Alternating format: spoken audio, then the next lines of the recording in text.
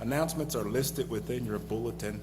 For the sake of time, I'm not going to mention everything, but I do want to encourage all our youth or children to come back to church at 2 o'clock to help us pack backpacks for children in Zimbabwe, school backpacks.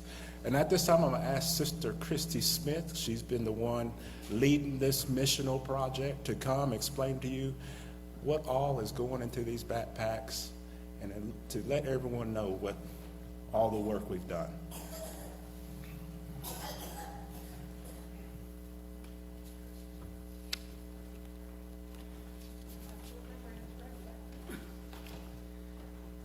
Good morning.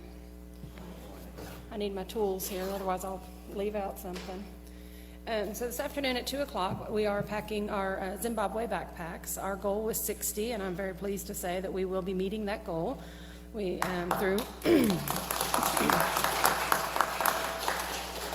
through donations of actual items and monetary donations, we were able to purchase the final things that we needed to complete our backpacks. So this is the size of the backpack. They all pretty much look just like this, just a whole variety of colors. If you came through the fellowship hall this morning, the table underneath the kitchen window, you could see all of the school supplies are laid out there in preparation. We do treat it very much like an assembly line, just to make sure that we get every single thing that we need and we don't forget anything. And then they will be checked.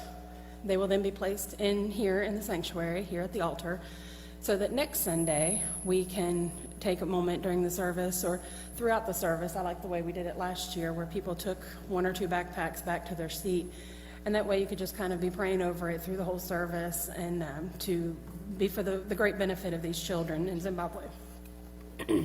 So each backpack is going to get either 3 composition books or 3 packs of paper or some combination thereof, but they each need 3.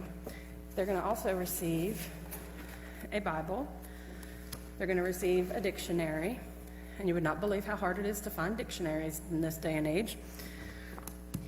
They've kind of become their own little unicorn in a sense. They're going to receive a dry erase kit. I imagine that the children probably have their own individual little dry erase boards that they use in their classes. They're going to each receive a packet of colored pencils, a packet of ink pens, and a packet of regular pencils. They're going to each receive a 12-inch ruler and a bottle of glue. And these all seem very basic, but these are the tools that will help these children with their education going forward. And this program, the children from this school have gone on to do great things. And I believe I spoke one time about one of them has since gone on to medical school.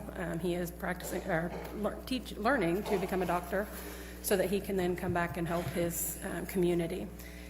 Someone asked about the colored pencils, why we don't send crayons. Please understand, these backpacks are going to get loaded onto a shipping container in Knoxville. They're going to have to then be transported to the port. They're going to be put on a shipping container, which moves at, generously speaking, a snail's pace across the Atlantic Ocean. They then have to go, Zimbabwe's on the eastern coast of Africa, so they've got to go all the way across the continent of Africa to then get into country in Zimbabwe. As you can imagine, we're not turning these in until June. You think it's hot here? They're going to be crossing the equator, where it is significantly hotter than what it'll ever get here. The crayons would be a melted mess by the time they actually got there. So that's why we stick to the colored pencils, because they will hold up a whole lot better under those conditions.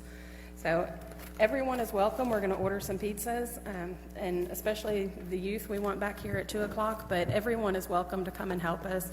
We got it done pretty quickly last year, but we did have a really good time putting these backpacks together, and it is such a joy to be able to do this so that these children, even though we will never meet them most likely, but they will have the best possible start for their education that they can have, and we can have a part of that. Thank you.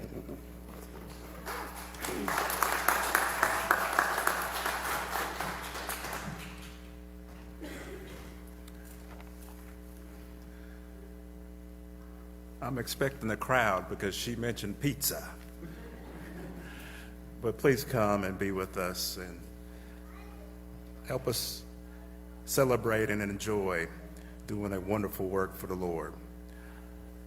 One other announcement I want to mention this morning to you is that next Sunday will be our graduation Sunday, where we acknowledge all graduates all time, of all types and all kinds.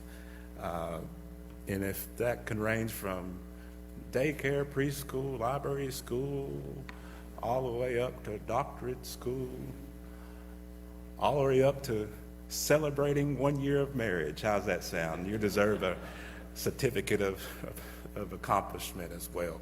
But if you have a graduate in your family, they don't necessarily have to be here, they just need to be connected to you in one way or another, please send us a picture with the name and also a short bio of the graduate so that we can honor them, and also have a moment of prayer to pray for God's blessing over all the graduates. So please be reminded of that. And Amy, how soon do we need to get that information to you? By Wednesday?